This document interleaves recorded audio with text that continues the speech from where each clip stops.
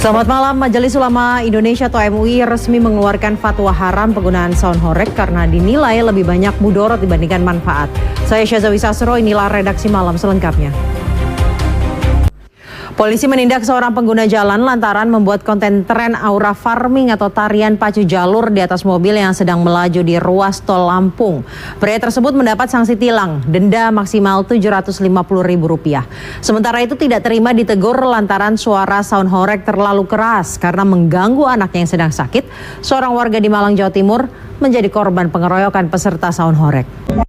Majelis Ulama Indonesia atau MUI Jawa Timur akhirnya resmi mengeluarkan fatwa haram penggunaan sound horeg.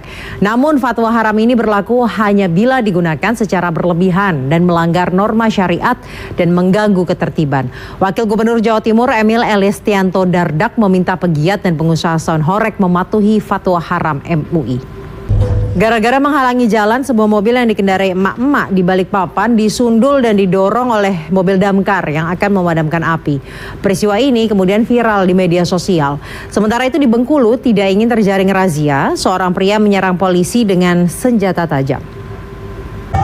Seorang anggota Brimopolda Jawa Barat dipecat dengan tidak hormat setelah viral melakukan penipuan dengan kiris palsu di wilayah perbatasan Sumedang dan Bandung.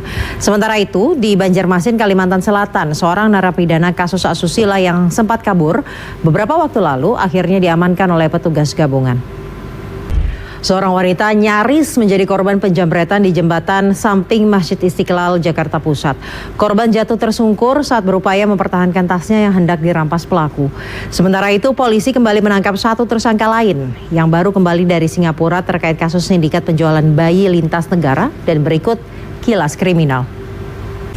Tidak henti-hentinya rakyat ditipu dengan barang oplosan. Kali ini kasus beras oplosan mencuat usai pihak Kementerian Pertanian menemukan sejumlah beras premium yang dijual ternyata dicampur dengan kualitas yang lebih rendah. Akibat aksi tipu-tipu ini rakyat dirugikan puluhan triliun rupiah setiap tahun. Masyarakat pun dibuat geram dan mendesak para pelaku dihukum berat. Sepasang suami istri tewas di tempat usai sepeda motor yang mereka kendarai menabrak pembatas jembatan di Jalan Kedung Randu, Patik Raja, Banyumas, Jawa Tengah pada Rabu dini hari. Seorang ayah dan putranya ditetapkan sebagai tersangka kasus pembunuhan berencana terhadap seorang pemuda di Deli Serdang, Sumatera Utara. Peristiwa berdarah ini berawal dari konflik personal terkait hilangnya handphone. 4 anak terlibat dalam aktivitas berbahaya subway surfing atau berselancar di kereta. 4 anak terlibat dalam aktivitas berbahaya subway surfing atau berselancar di kereta di New York, Amerika Serikat pada hari Kamis.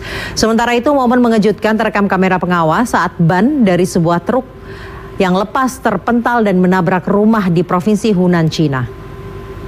Informasi tadi sekaligus menutup redaksi malam hari ini. Saya Syazawi Sasro pamit undur diri. Terima kasih atas kebersamaan Anda. Sampai jumpa.